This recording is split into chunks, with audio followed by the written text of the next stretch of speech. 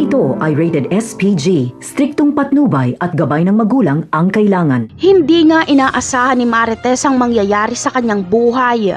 Ang lalaking nagsamantala sa kanya noon na si Ramon Montenegro ay muli niyang makikita at ito pa ang magliligtas sa kanyang buhay. Dalawang grupo ang haharapin ni Ramon, ang Red Phoenix at ang mga tauhan ni Olga. Kaya tagumpay na makakatakas si Ramon at Marites. Samantala, kilala ni Marites si Ramon pero hindi siya kilala ni Ramon.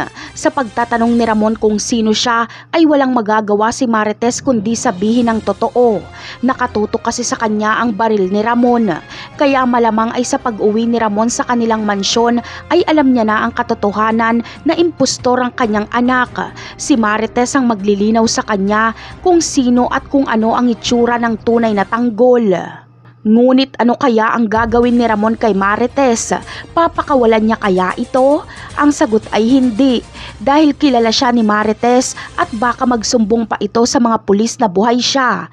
Kahit pa mangako si Marites na hindi siya magsusumbong sa mga pulis, ay hindi pa rin siya basta-basta pauuwiin ni Ramon. Talaga namang palpak na naman itong plano ni Olga kay Marites. Siya ang naging dahilan kaya nagkita si Ramon at Marites at pagkabunyag ng sabuatan nila ni David. Malamang ay hindi na matutuloy ang kasal ni David at Catherine bukas dahil sa pag-uwi ni Ramon ay alam niya na ang totoo na impostor itong kinikilala niyang anak. Napakarami pa nating dapat abangan sa mga susunod na episode.